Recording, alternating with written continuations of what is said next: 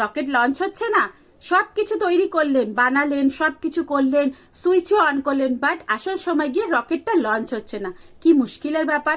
এর কিছু কিছু কারণ আছে, সেই কারণগুলো আপনাদের জানতে হবে। সেগুলো যদি আপনারা জানতে পারেন তাহলে আপনাদের রকেট ফুস করে লঞ্চ হয়ে যাবে, তাতে আপনাদের কোনো হাঁপা পোহাতে হবে না। সেগুলো কি? এর সব থেকে বড় কারণ হচ্ছে ডায়াবেটিস, হাই ব্লাড প্রেশার আর ওবিসিটি। আপনার যদি হাই ব্লাড প্রেশার থাকে, ওবিসিটি থাকে, ডায়াবেটিস থাকে, তাহলে আপনার রকেট কিন্তু লঞ্চ হবে না। কেন? এই যে 3টে রোগ আছে, এটা এমন একটা কন্ডিশন আপনাকে কোনোদিন সুস্থ থাকতে দেবে না। এটা কিন্তু কোনোদিন কিওর হয় না, আপনাকে ম্যানেজ করে রাখতে হয়। আর এটা আপনার শরীরের হরমোনকে পুরো আপ অ্যান্ড ডাউন করে দেয়, পুরো লেভেলে রাখে না। তাই আপনার কিন্তু এরকম প্রবলেম হয়। এর সাথে সাথে আপনার ব্লাড ফ্লোকে একদম ডাউন করে দেয়, ব্লাড ফ্লো ভালোভাবে করতে দেয় না। এবার আপনি ভাবেন, যদি হরমোন, ব্লাড ফ্লো দুটোই বিগড়ে যায় তাহলে কি করে রকেট লঞ্চ হবে? এটা এমন একটা শারীরিক কন্ডিশন যেটা আপনাদের ব্লাড ফ্লো আর হরমোনকে ফুস করে হাওয়ায় উড়িয়ে দেয়। হাওয়ায় উড়িয়ে দেওয়ার সাথে সাথে আপনাদের শরীরে সবকিছু বিগড়িয়ে দেয়। আর যদি হরমোন লেভেলই বিগড়ে যায় আর ব্লাড ফ্লোই বিগড়ে যায়, দুটো যদি আপ অ্যান্ড ডাউন করতে থাকে, তাহলে কি করে আপনাদের রকেট উপরে উঠে যাবে? রকেট তো আর লঞ্চ হবে না। তাতে কি হবে? আপনাদের রকেটটা সফটির মতন গলে পড়ে যাবে।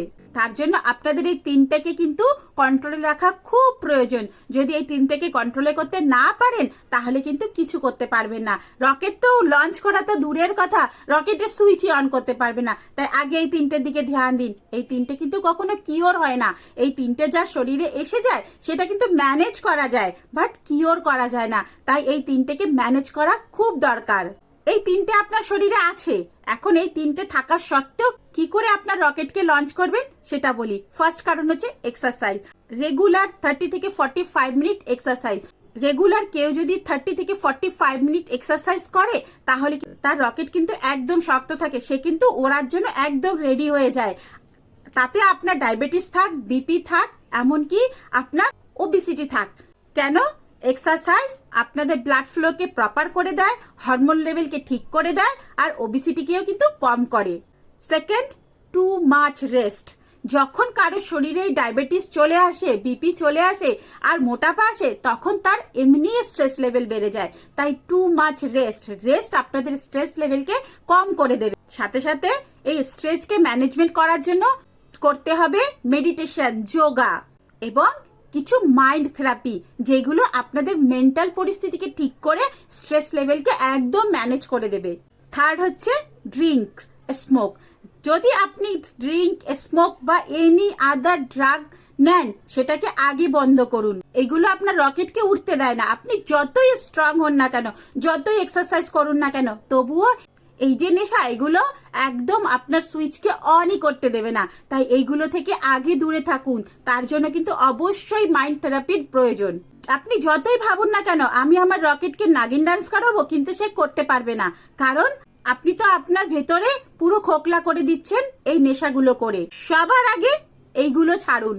কোনো কিছু করার আগে, কোনো কিছু শরীর ঠিক করার আগে অবশ্যই আপনাকে স্মোক, ড্রিঙ্কস, এনি ড্রাগস নেওয়া কম করতে হবে। ফোর্থ, ইট হেলদি। হেলদি খান, হেলদি থাকুন, শরীর আপনার ভালো থাকবে। যত আপনি হেলদি ফুড খাবেন তত আপনার শরীর ভালো থাকবে। বাইরের খাবার একদম বন্ধ করে দিন। অফিস থেকে আসার সময় ওই রাস্তার দোকান থেকে পুরি, সবজি, চপ, সিঙ্গারা, নুডলস, মোমোস এইসব না খেয়ে বাড়ি এসে বউয়ের হাতের খাবার খান। ডাল, ভাত, সবজি, রুটি, যত ন্যাচারাল ফুড আছে সেগুলো খান। তাতে আপনার শরীর আরো হেলদি হবে, ভালো হবে।